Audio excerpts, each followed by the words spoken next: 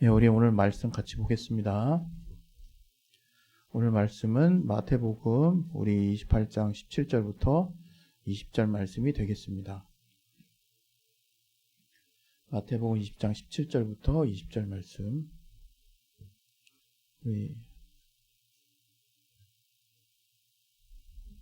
우리 다 같이 우리 합독하도록 하겠습니다. 시작.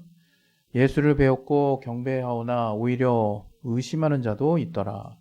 예수께서 나와 일러 가라사대 하늘과 땅의 모든 권세를 내게 주셨으니 그러므로 너희는 가서 모든 족속으로 제자를 삼아 아버지와 아들과 성령의 이름으로 침례를 주고 내가 너희에게 분부한 모든 것을 가르쳐 지키게 하라. 볼지어다 내가 세상 끝날까지 너희와 항상 함께 있으리라 하시니라. 아멘.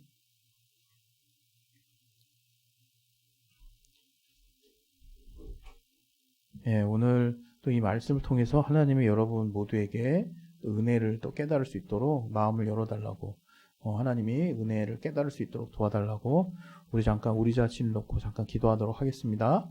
하나님 아버지, 오늘 하나님이 우리에게 주시는 이 말씀을 통해서 우리가 은혜를 깨달을 수 있도록 아버지 우리 마음을 비워주시고 우리 마음에 또 하나님의 또 생명의 씨앗이 잘 심겨져서 그 말씀의 씨앗이 우리 안에 또 온전한 또 배움이 되어 30배, 60배, 100배 또 온전한 과일, 온전한 결실을 맺을 수 있도록 도와주시고 또 하나님의 말씀을 또 살아계신 하나님의 입으로 하신 말씀으로 들을 수 있도록 아버지 도와주시고 역사하여 주시옵소서. 주께 참으로 감사하며 예수 이름으로 기도했습니다. 아멘. 예, 할렐루야. 예, 오늘 설교 제목은 언제나 함께 하십니다. 언제나 함께 하십니다.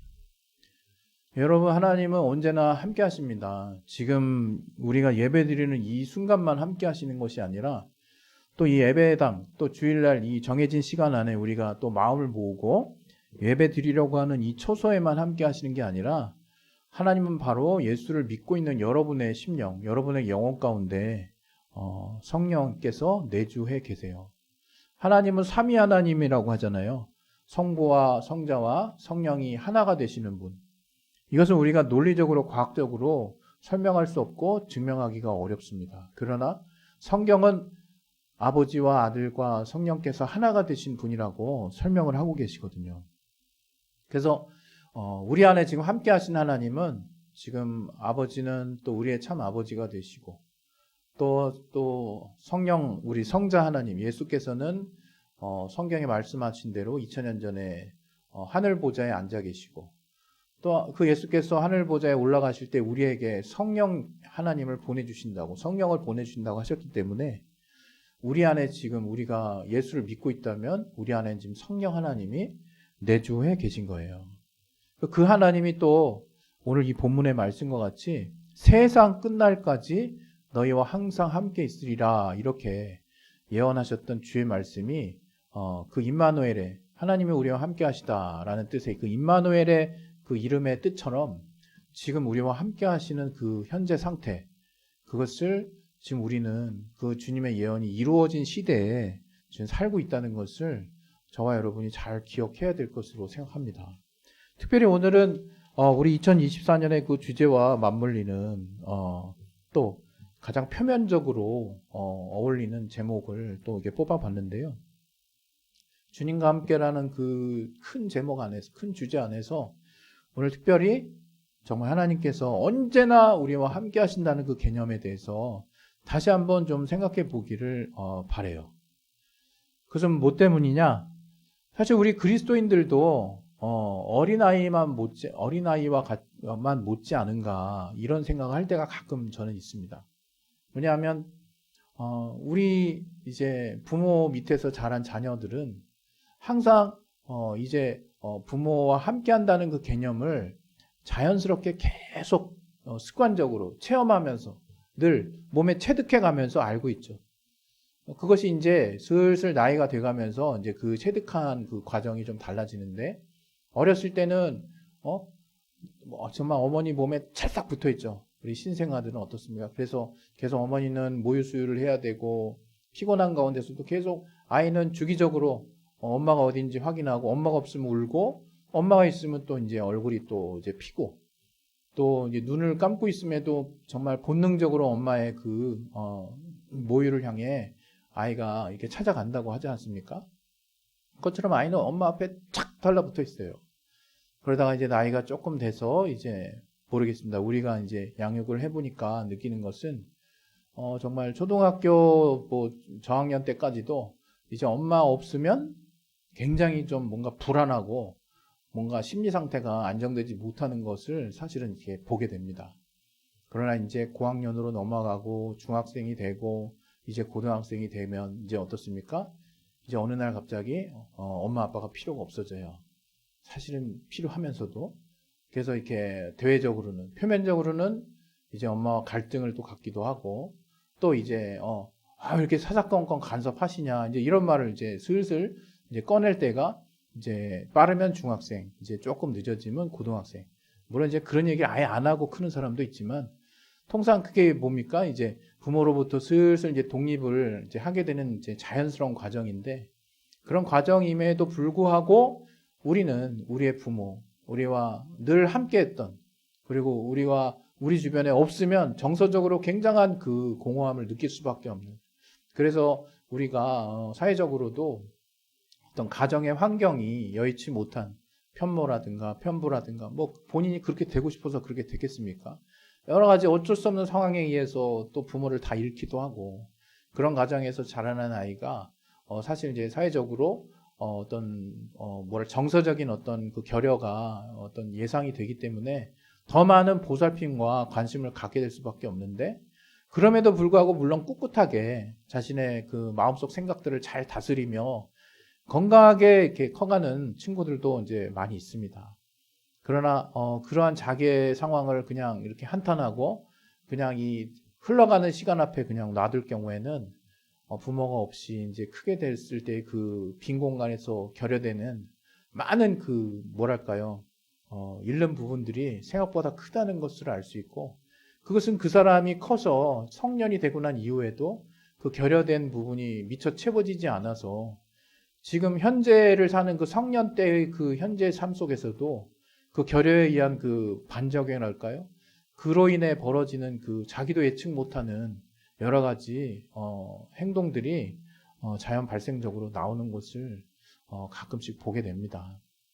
이처럼 우리 인간은 정말 우리 부모의 곁에서 찰싹 붙어서 함께 하면서 이제 크게 된다는 것을 자연스럽게 우리는 알고, 또 이제 그렇게 이제 어느 정도 스스로 뭔가 해야 할 수 있는 일들이 많아진 가운데서도 여전히 우리가 굉장히 힘들고 어려울 때는 부모를 찾게 되고 엄마가 그립게 되고, 그렇게 되는 것이 우리 인간의 기본적인 마음이 아닌가 싶습니다. 그런데 이렇게 뭔가 우리 스스로는 이렇게 뭔가 본능적으로 부모를 찾고 함께하는 것에 대한 자연스러운 감정을 갖고 있으면서도 거참 신기하게 우리가 커가면 커갈수록 우리는 뭔가 독립적인 어떤 생각을, 물론 이것은 건강한 의미에서 독립이라는 부분은 우리는 반드시 우리가 성장해 가면서 이루어져야 되는 부분이면서도, 또 한편으로는 굉장히 또 부정적인 의미에서의 독립적인 생각을 또 갖기도 합니다. 쉽게 얘기하면 간섭하는 걸 엄청 싫어하죠. 그리고 또 누군가 조언해 주는 것을 굉장히 탐탁지 않게 생각합니다. 그리고 어느 날 그 전까지 잘 또 우리가 들었던 생각이 이제 그렇지 않을 수도 있다라는 생각으로 이렇게 나 자신이 생각이 독립이 되게 되면 물론 이것은 성장해가는 자연스러운 과정이에요. 근데 이 가운데서 이제 부정적인 어떤 부분들이 같이 생기는데, 그것들이 생길 때 우리가 잘 컨트롤을 하지 않으면 이제 그것들이 내 안에 중심된 생각으로 자리 잡게 되면 이제 어느 날 내가 정말 이 가족 구성원으로서 함께하는 것에 대한 가치를 굉장히 떨떠름하게 생각하고 부담스럽게 생각하고 굉장히 그것 자체를 부정하는 단계까지 나아갈 수가 있게 됩니다. 그런데 그 과정에서 우리가 잊고 있는 사실들이 이제 있는 거죠, 사실은. 제가 처음에 여러분에게 말씀드렸듯이 우리는 혼자서 살 수 없는 존재예요, 사실은. 이게 뭐 옛날에 그 아리스토텔레스가 그랬나요?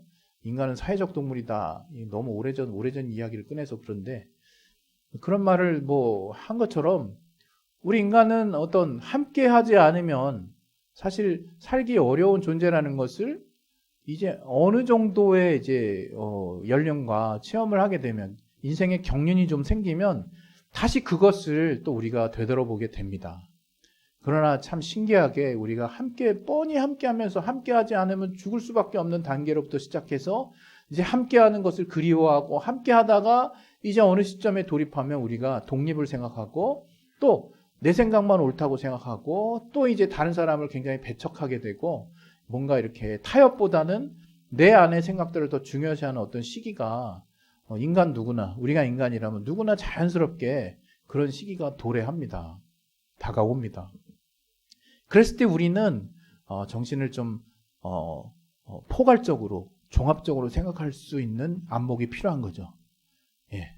그러면서 우리는 내 주변에 어떤 함께하는 사람들을 돌아보게 되고, 거기서 한 단계 더 성장할 수 있는 내면의 성장을 이제 이렇게 바라볼 수 있는 그 뭐랄까요? 그 동기, 그 시작점이 저는 나와 내 주변을 어떻게 바라보느냐에 대한 그 시작이라고 생각합니다. 거기서 우리가 건강한 시각을 가지고 나와 내 주변을 여러분이 조화롭게 생각하기 시작하면, 여러분은 정말 신기하게 여러분 자신도 성장하고, 여러분의 생각도 더 독립되면서도 여러분 주변을 더 조화롭고, 또 타협하고, 또 저들을 적이 아니라 뭔가 충분히 생각할 수 없는 여지에 어떤 함께 가는 자로서 바라볼 수 있는 건강한 사회의 구성원으로 여러분이 성장하게 되지만, 여러분은 어느 순간 생각이 좀 폐쇄되고, 여러분 생각이 독선적이고 독단적이게 되고, 이 독립하려는 생각이 여러분 안에서 막 튀어오를 때, 그 생각을 조화롭게 잘 조절하지 않으면 여러분은 어느 날 독불장군이 되어 있을 수도 있습니다.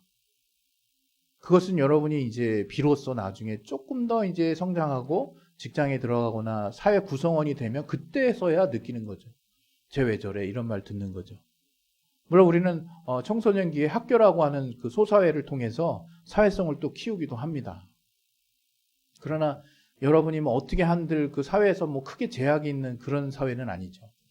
그러나 이제 여러분이 이제 재화를 벌어들이고, 여러분이 이제 삶에 여러분의 경제적인 어떤 자립성을 추구하는 그 때가 이르면, 그 구성원들, 그 직장이라든가 그 구성원들 사이에서는 여러분의 한마디, 여러분이 생각이 표출된 그 어떤 한마디가 여러분을 순간 완전히 고립시킬 수도 있고, 여러분을 정말 이렇게 굉장히 어렵게 할 수 있다는 것을 우리는 기억을 해야 돼요. 그래서 함께 한다라는 가치는 우리 인간이 살면서 굉장히 중요한 가치로 생각해야 된다라는 것을 제가 이제 장황하게 이렇게 쭉 늘어놨는데, 이것은 신앙 안에서도 똑같은 거거든요. 제가 여러 번 사실은 얘기를 했지만, 어떤 분은 그런 분 있어요. 어려움이 딱 닥치면요, 이제 정말 하나님도 안 계시고 아무도 없어요. 주변에 사람도 없고, 또 동역자도 없고, 엄마도 없고 아빠도 없고 친구도 없고 아무도 없어요. 그냥 굉장히 외로워해요. 그리고 이 문제를 오직 나만 해결할 수 있는 어떤 그런 환경으로 자기 자신을 막 코너로 몰아갑니다. 그리고 급기야는 뭔가 해결되지 않는 그 난해함과 그 두려움과 또 끝없는 고독함을 막 그냥 내 안에 그냥 가득 채운 채 어찌할 바를 모르는 그런 단계에 다가가는 사람들이 있거든요. 물론 이것은 누구나 이제 처음 당하는 어려운 일, 당황스러운 일을 마주쳤을 때 이렇게 자연스럽게 일어나는 반응일 수 있어요. 그러나 우리가 항상, 특별히 또 우리가 그리스도인이라면, 믿는 자라면 항상 기억해야 될 게 뭐냐? 우리는 언제 어디서든 어떤 상황에서든 이제는 세상 끝날까지 하나님이 함께 하시는 거예요.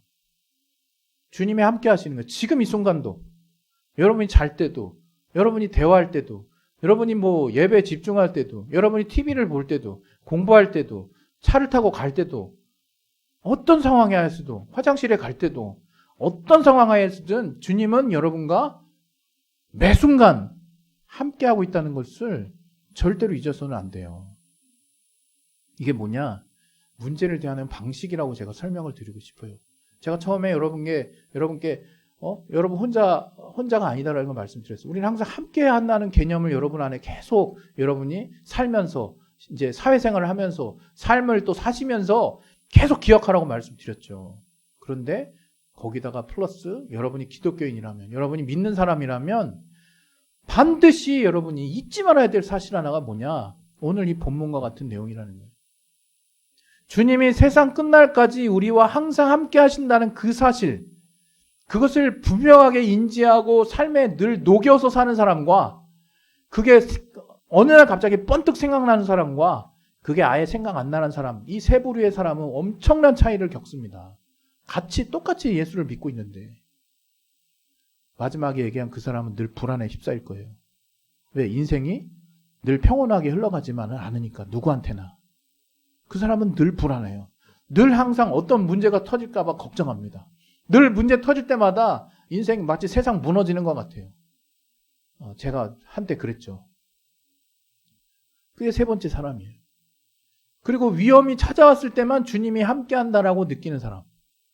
위험이 찾아오고 주님께 뭔가 기도하고 뭔가 내가 믿음이 조금 세워졌다라고 느낄 때에만 비로소 내가 믿음이 생기니까 하나님이 이때 뭔가 도와주시겠지라는 그 순간적인 어려움을 돌파하고자 하는 그 순간에만 함께 하시는 하나님인 그 사람은 굉장히 이중적인 삶을 살 수 있습니다. 그리고 뭔가 삶에 참 기쁨이 없어요. 뭔가 다 채워나가는 것 같고 내가 뭐 노력한 대로 되는 것 같고 뭔가 삶에서도 진척이 있는 것 같고 그리고 어려움이 있을 때 내가 하나님을 찾기 때문에 하나님이 그때그때 도와주시는 것도 가끔씩 체험하지만 궁극적으로 뭔가 하나님 안에서의 기쁨이라는 게 있다고 그러는데 그 기쁨에 대해서 잘 모릅니다. 그러나 내 삶이 잘 가고 있든 잘못 가고 있든 내가 실수를 했든 내가 뭔가 잘해서 뭔가 좋은 결과를 냈든 어떤 상황에서도 아침이든 저녁이든 내가 차를 타고 가든 아니면 걸어가든 밥을 굶었든 밥을 먹고 있든 어떤 상황에서도 내가 하나님이 나와 함께 하신다는 생각을 갖고 있는 사람은 늘 평안할 수 있습니다. 그리고 내 앞에 어떤 상황이 닥쳐와도 그 닥치는 상황에 내가 육체가 있고 감정이 있고 내가 똑같은 인간의 어떤 충격에 대응하는 방식이 남다를 수 없는 그런 존재이기에 어떤 충격이 오면 그 충격에 내가 반응할 수는 있지만 곧이어서 내 안에 하나님이 함께 하심에 대한 그 자연스럽게 내 안에 녹아들어간 믿음 때문에 하나님과 소통하게 돼 있어요. 그리고 하나님과 그 문제에 대해서 어느 순간 하나님이 감동 가운데, 하나님이 깨달음 가운데, 하나님이 때로는 들리는 가운데 내게 답을 주시고 있는 현장을 나 스스로 발견하고 있습니다. 그리고 그 답을 향해서 나는 평안한 외침을 하는 거죠. 감사합니다, 하나님. 아멘. 그리고 어느 날 나는 그 문제 해결된 시점 안에서 내 주변을 마치 삼자적 입장에서 보는 것처럼 흐뭇한 마음으로 보고 있는 내 자신을 조금 시간이 지난 뒤에 보게 될 것이에요. 그 무슨 차이냐? 정말 하나님이 늘 함께 하신다는 것을 여러분이 과연 인정하고 늘 삶 가운데서도 그렇게 살고 있느냐? 그것이 엄청난 차이라는 거예요. 마치 우리가 세상에서도 부모님의 도우심으로 함께 늘 줄 살아왔다가 어느 시점이 돼서 내가 독립할 때가 돼서 이제 나 혼자서도 뭔가 해볼 물론 그런 독립성은 반드시 우리에게 필요합니다. 그 의지라고 하는 걸로 좀 말씀드리고 싶은데 그러나 그것이 모두는 아니거든요. 그러나 신앙 안에서 표현할 땐 이것이 더 중요한 문제로 다가옵니다. 우리 예수께서 성경에 뭐라고 그랬냐면 나는 주님은 그리스도의 머리, 그리스도는 교회의 머리인데 우리는 어떻게 되느냐? 우리는 그 몸의 지체라고 그랬어요. 지체는 뭐예요? 일부분이라는 얘기거든요. 다시 말하면 우리 하나가 머리 대신 주님과 우리가 몸이 아니에요. 몸의 일부지. 그래서 우리가 이 교회 안에서의 각각의 구성원들과 함께함을 통해서 조화롭게 구성됨을 통해서 하나님이 주신 말씀을 따라서 우리가 잘 녹여내고 우리가 우리 옆에 있는 동역자들 또 함께하는 자들 또 그들과 함께 우리가 몸을 잘 이루려고 하는 그 마음을 가지고 있을 때 그때 온전한 몸이 되는 거거든요. 그래서 여기서 반드시 중요한 건 함께라는 개념이라는 거죠. 여러분 오늘 이제 하나님의 말씀을 우리가 이 마태복음 28장 17절부터 20절의 말씀을 얼마나 많이 과거에 설교 가운데 들었습니까? 여러분 스스로가 읽은 적도 많이 있겠죠. 근데 이 말씀에 여러 가지 각도를 따라서 우리가 설명할 수 있습니다. 제자된 관점, 복음의 선포의 관점, 또 하나님의 위로의 관점, 여러 가지 각도로 우리가 설명하고 나눌 수 있지만 오늘은 특별히 하나님이 나와 함께 하신다는 것, 우리와 함께 하신다는 것을 절대로 여러분이 믿는 자라면 잊지 말라고 하는 차원에서 지금 내가 뭐 어려운 상황에 처해 있든 정말 친구 보고 다 떠나가고 뭐 아무도 없고 뭐 부모님도 지금 뭐 내 말 뭐 들어주지 않는 것 같고 외톨이 같이 똑 떨어진 것 같은 그런 상황이라 할지라도 절대로 여러분이 잊지 말아야 될 사실 하나는 그럼에도 불구하고 세상을 창조하시고 전능하신 모든 것을 아시는 우리 하나님 아버지가 여러분의 참 아버지가 되실 뿐만 아니라 성령 하나님이 지금 여러분 안에 늘 언제 어디서든 절대로 이탈하신 적이 없고 항상 함께하고 계신다는 것을 저와 여러분이 기억을 해야 된다는 거예요. 이 사실을 모르고 신앙생활 하는 사람 정말 어리석은 사람입니다. 항상 뭔가 삶에 땜빵하듯이 사는 사람하고 똑같다고 저는 말하고 싶어요. 여러분, 신앙은 이렇게 땜빵하듯이 사는 게 아니에요. 항상 주님의 함께 하심으로 여러분 죄송합니다. 다른 것이 다 막 흔들리고 움직이고 막 그냥 요동하고 왔다 갔다 하고 그런다 할지라도 여러분 이거 하나만큼은 변하지 말았으면 좋겠어요. 물론 우리의 믿음도 약해질 때가 있고 좀 더 세질 때가 있죠. 그러나 이 믿음 하나만큼은 절대로 여러분 약해지지 마십시오. 하나님은 언제 어느 여러분이 심지어 하나님이 싫어하시는 죄 가운데 거할 때에도 여러분 심지어 연약함에 처해서 뭔가 하나님 뜻대로 하고 싶은데 제대로 하지 못하고 있을 때에도 여러분 심지어 어떤 부분만큼 하나님과 등 돌리고 있다고 할지라도 여러분 마음의 중심에 여러분이 하나님의 자녀고 하나님을 믿고 있다라는 그 사실 하나가 여러분 안을 찾고 있다면 여러분 반드시 기억하고 잊지 말아야 될 사실, 하나님 언제나 여러분과 함께 하신다는 거예요. 그 사실이 여러분에게 두려움으로 다가오지 않길 바라요. 하나님이 함께 하신다는 건 가장 큰 위로고 가장 큰 안심이고 가장 큰 평안이고 가장 큰 기쁨이라는 것을 여러분이 그 하나님께 비로소 말을 열고 하나님께 기도하고 여러분이 소통을 시작할 때 알게 될 겁니다. 여러분 함께 하신 하나님 절대 외면하지 마시고 무시하지 마시고 여러분 없는 척하지 마시고 힘든 일 벌어졌을 때 나 혼자 무슨 완전 외로운 섬에 딱 던져놓은 것처럼 그렇게 행동하지 마시고 일단은 가까운 친구, 먼저 부모님을 먼저 찾으시고 또 친구를 찾아보고 믿을 수 있는 친구에게 또 의논을 하고 또 여러분 또 부모님께 또 상의하고 근데 그것보다 최상위의 의뢰자, 최상위의 소통자는 언제나 여러분과 함께하고 계시는 지금 하나님이라는 것을 잊지 않으시기를 예수 이름으로 축원드립니다. 할렐루야. 우리 이 시간에 이제 기도하도록 하겠습니다. 이 시간 기도하실 때 언제나 하나님 함께 하십니다, 여러분. 제발 그 사실은 잊지 마세요. 잊지 마시기 바랍니다. 이 시간에 우리 기도하실 때 항상 함께 하시는 하나님께 내가 아랠 수 있는 신분, 아랠 수 있는 자격, 아랠 수 있는 상태가 늘 돼 있다는 것을 잊지 않게 도와달라고 우리 시간에 예수에 한 번 하씩 기도하겠습니다. 예수요! 하나님 아버지, 늘 우리가 하나님 안에서 하나님과 함께하고 있다는 것을 결코 잊지 않게 도와주시옵소서. 우리가 인간으로서 또 삶을 살 때에도 함께하는 가치를 잊지 못하듯이 또 우리 부모에게 떨어져 있다 할지라도 우리가 주님과 함께하듯이 부모님과 또 함께하듯이 우리가 주 안에서 신앙생활을 할 때 주님은 늘 영원히 세상 끝날